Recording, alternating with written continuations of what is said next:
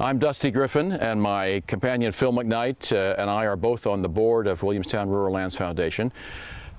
We are both on the trail group, so we spend a lot of our time monitoring the trails that Rural Lands supervises and scouting locations for new trails. Join us. Today we're going to walk the Fitch Trail. We're at the trailhead, just across Bee Hill Road from Sheep Hill, from the offices of Williamstown Rural Lands Foundation. We'll take the Fitch Trail up over Bee Hill and down into Flores Glen, where we'll meet the RRR Brooks Trail. That'll be about a little over a mile. And at the intersection, we will turn right and follow Flores Glen Brook along the RRR Brooks Trail down to its trailhead, which is down on Bee Hill Road, but further down the hill, where the brook crosses the road. The total distance is a little over 2 miles, and we'll see some varied terrain, some hardwood forest to start, some wonderful old sugar maples up on top, dense stands of hemlock, and then a swiftly flowing brook down in the glen, flowing down the middle of a steep-sided valley, and we'll return to our starting point.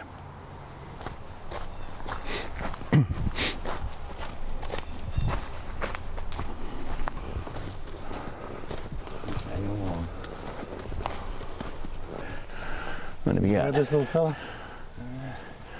That's a pretty small frog. We've got a wildlife clearing site here, which we can use as a naturalist area. Gives us a chance to show what the understory looks like. You know, this whole hillside was, of course, once completely forested, but then it was cut, in the early 20th century. So none of these trees would have been here. This would have been used for grazing. It seems like pretty steep grazing land, but, yes. But a lot of the land in Williamstown that the farmers used to graze their cattle and sheep was hills like this. This trail is called the Fitch Trail. It was put in about 15 years ago on land given by the Fitch family to Williamstown Rural Lands Foundation. So this trail was laid out and cut quite recently.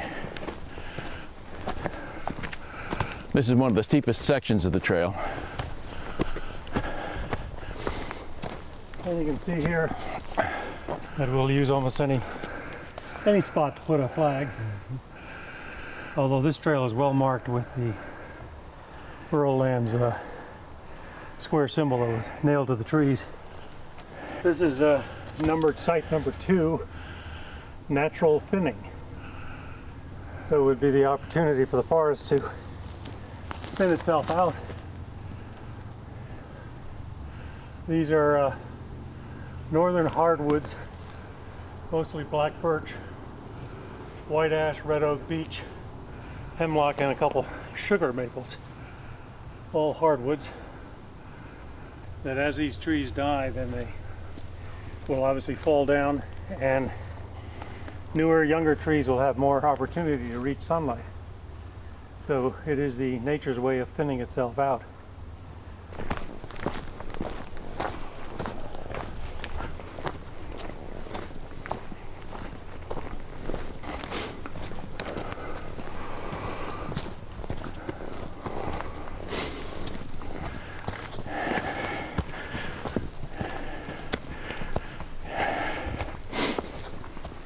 Oh yes, now we're coming to one of my favorite parts of the trail.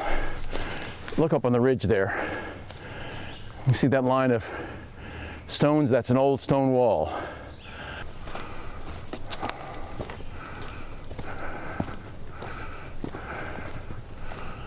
Yes, there it is. That's the remains of what was once probably as high as the wall is over there to our left.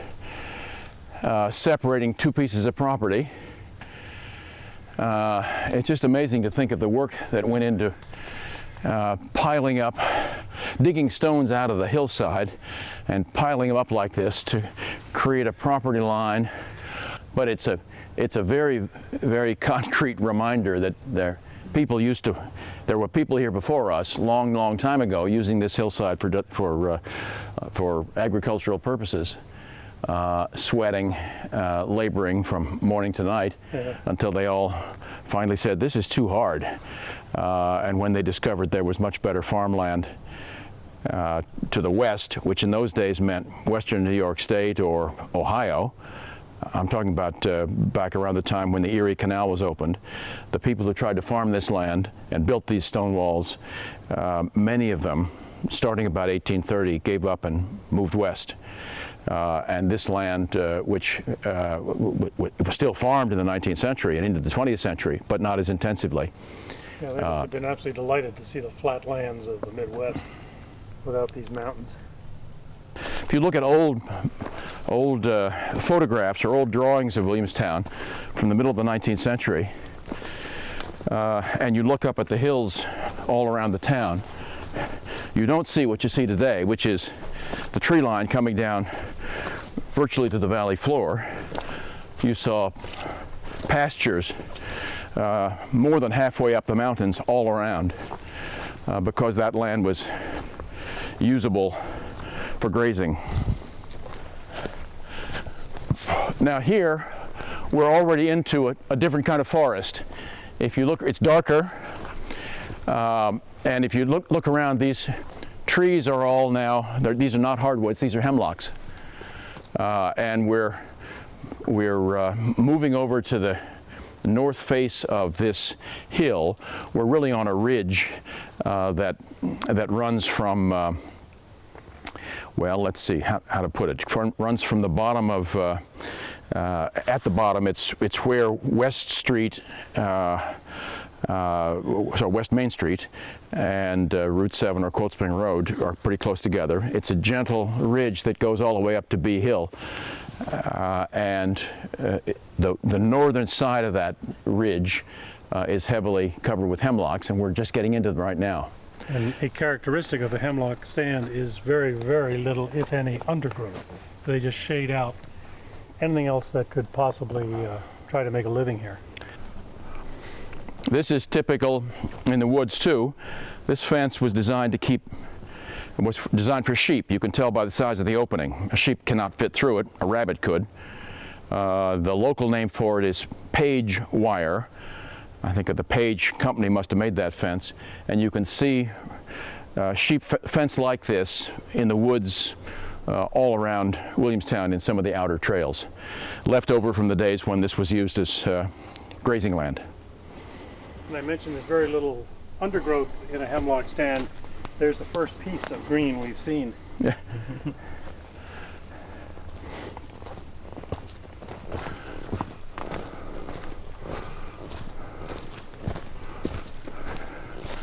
Now look how everything has changed again. More light, more green, fewer hemlocks. We're back in the hardwood forest. With ferns everywhere on the forest floor.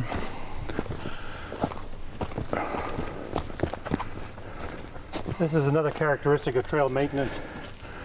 If you don't want to remove the entire tree because it may be working as a water bar, they will hack away with it at an axe to lower it, so it's easier to step over and less chance of stumbling. With a rough surface so that it's less slippery when you put your foot there if it's wet. Right, but this would be acting as a water bar, so that's why they probably decided to leave it.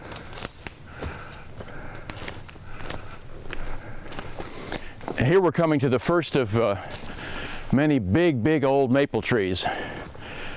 These trees are, you can tell that one, much of that tree has died, much has still survived. Much is broken off and fallen, but it's quite alive now. That tree, I'm not an arborist or a botanist, but I think that tree was growing here before 1800.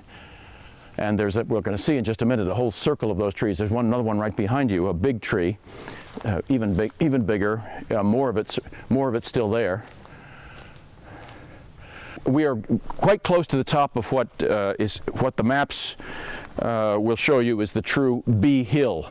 It's just a little hilltop now. Apparently it's got its name from very early settlers, early farmers who came through here, farmed the area around this little forest. Didn't farm in here, as far as I know. Might have grazed in here. And early settlers and early farmers noticed that there were an awful lot of bees in here. The bees were attracted by these big sugar maple trees, and it's been called Bee Hill ever since. So the big old maple trees and nothing but ferns down below.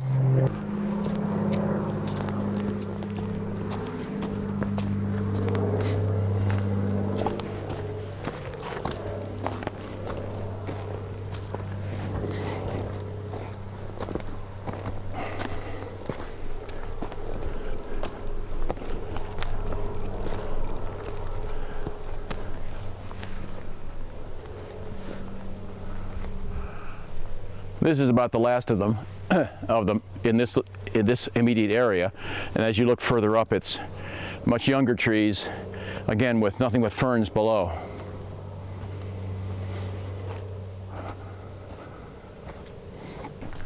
You can see the rounded hilltop.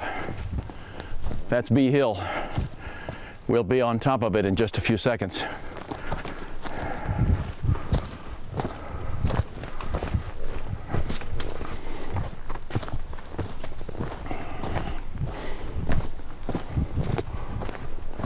This will be the high point of our hike, at least in terms of altitude.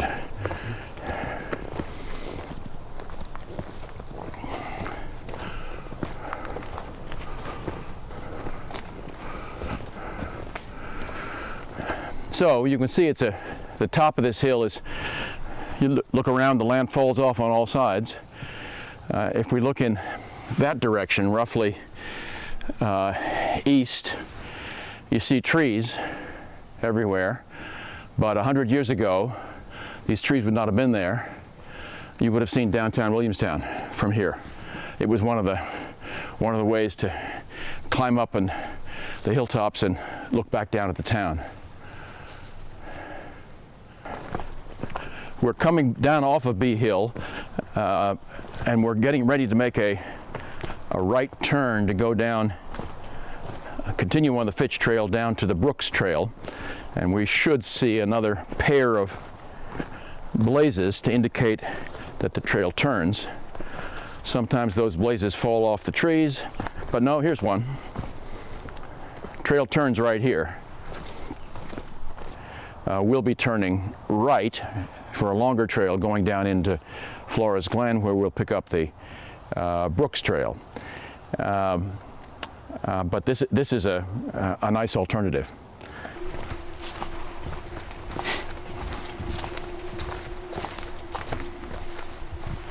One of the effects of the increasing temperature in New England over the last couple of decades has been the retreat of the sugar maples north. They need colder weather than we're presently providing them. At the same time, the white birches, the paper birches, are beginning to thin out because, again, it's not cold enough for them. So whether or not this is a matter of global warming or just cyclical temperature change, the forest will react regardless.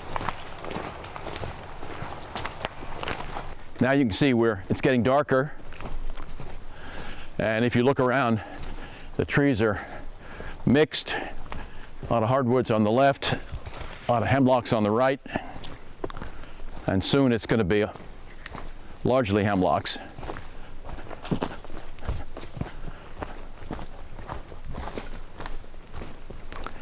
You can see to the right there again the clear understory, nothing growing on the ground level.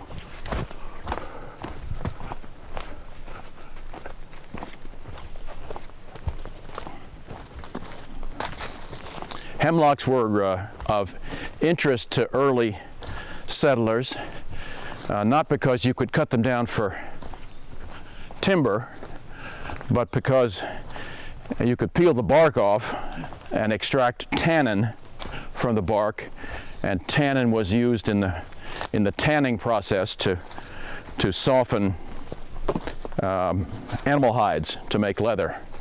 So there was a lot of these are very old hemlock trees.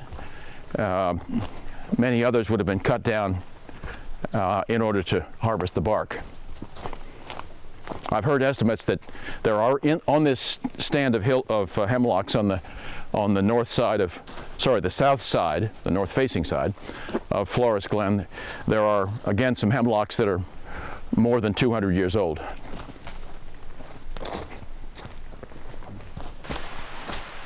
And here we're at the intersection with the Brooks Trail, which heads up and down Flores Glen either direction. As you look up this way particularly, you can see it's a little bit, looks like it's a little bit wider than the trail we were just on. From here up to the meadows at the top, where there was an old farm, there was probably an old farm road, an old woods road, came down the brook. Farmers would have used it to come into the forest to cut timber. The current name for this area is Flores Glen, but I've done some research on this area. I once gave a talk on the history of Flores Glen and found that when the farmers first settled around here, back around 1800, they knew about this narrow, wooded, rather forbidding section which they couldn't make much use of. They called it the gully. It was simply it separated two settled farmed areas. There was one of the early landowners around here was called Thomas Melody, and I've seen in some old histories of the town that an early name for this area was in fact Melody's Gully, as if maybe Thomas Melody pronounced his name Melody, and this stretch of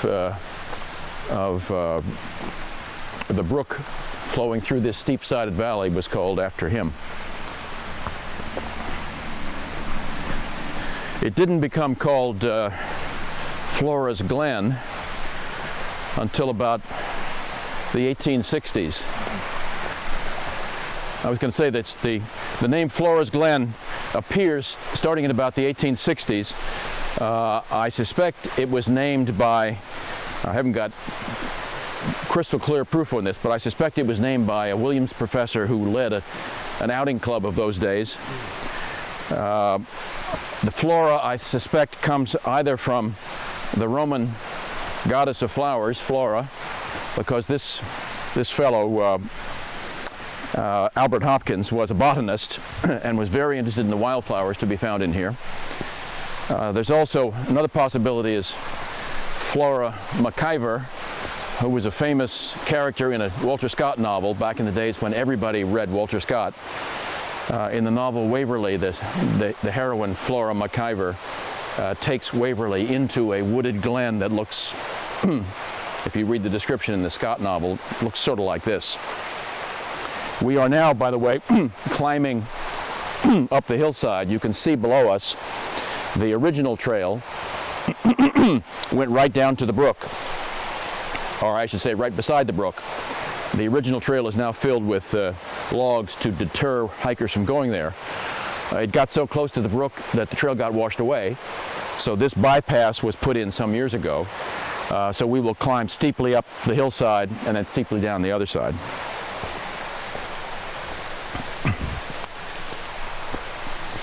It's from about the 1860s that hikers started coming in here to appreciate the wild scenery. One of those hikers was Ralph Waldo Emerson, who was brought here in 1865 on one of his trips to Williamstown by some Williams students. And it was about that time that Flores Glen became associated with another famous American writer, William Cullen Bryant. Bryant was a student at Williams for one cold, muddy winter in 1811, left and went on to other things, but he's probably Williams College's most famous literary figure. They claim him as an alumnus. He later wrote, long after he left Williamstown, later wrote a poem called Thanatopsis, a poem that was extremely popular in the 19th century, just as popular as Sir Walter Scott's novels. Everybody would have known it, who knew anything about poetry, which was a very popular art in those days. And the story did arose that Bryant wrote his poem Thanatopsis, which has some descriptions of secluded wild scenery, while he was a student at Williams College. In fact, as Bryant himself said, he wrote that poem at his home in Cummington, a hill town not far from here. But the story was too good, that this looks like a place that would have inspired a poet to write a famous poem, Thanatopsis. This Flores Glen was often called in the 19th century, you can see this in guidebooks, called Bryant's Glen. And sometimes it's even called Thanatopsis Glen. You can find that name in guidebooks well into the 1920s.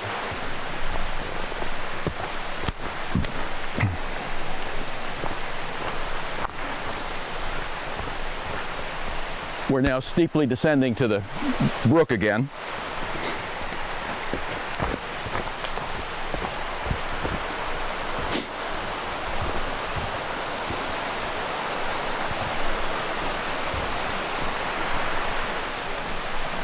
And again, the two blazes, double blazes, tell you that we're coming up to a trail turn. You can see that the hill on the other side is just as steep as the hill on this side.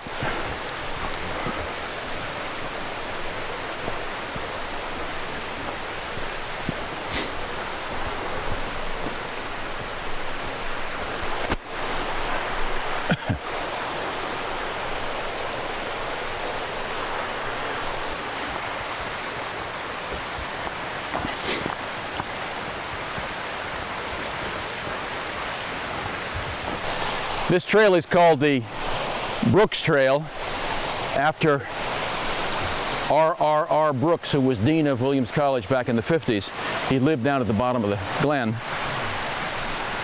And it was he who reconnected some old woods and farm roads at the bottom and top, creating some new stretches of trail like this one. His special interest was skiing. And it was possible, once his trail was put in, to ski from Petersburg Pass all the way down to Bee Hill Road, down at the bottom. And you can imagine how thrilling it would have been to be hurtling along on, these would be old, this is back in the days before cross-country skis. On this narrow path, you make a mistake and it's a long way down. People have skied this trail a lot in the 50s and 60s, into the 70s. I've talked to people who've skied it as recently as 15 years ago. You've got to be a bit of a daredevil.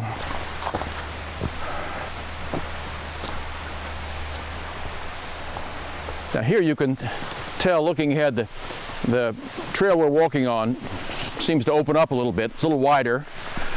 I'm fairly certain that from this point down, there was again an old woods road, or an old road that farmers used to get at least up this far, if not all the way through.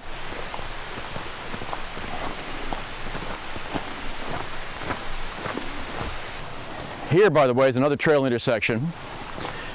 It will be possible to take a left-hand turn here and eventually get over to Petersburg Road.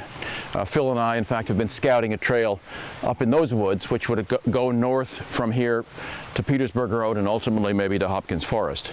This is also the beginning of the Sarah-Tenney Trail, which goes up the north side of Flores Glen.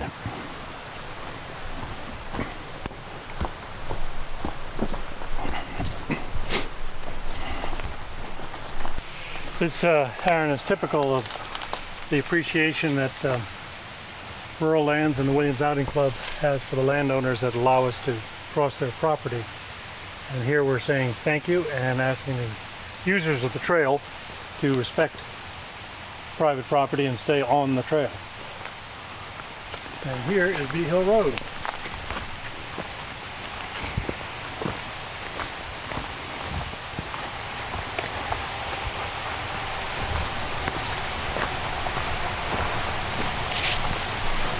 So we turn uphill here to return to, there's the sign for the trailhead. That's where the brook passes under Bee Hill Road. That bridge was built in 1993 to replace a much older bridge. There are more hiking trails you can be on within 5 minutes from downtown than in many other towns. And it's also the case, I think, that you, with a strenuous hour and a half walk, you can be up way up the Greylock Group, or you can be up nearly to the top of Berlin Mountain or up Pine Cobble. In other words, you can get up on high up and look down from all sides of the town.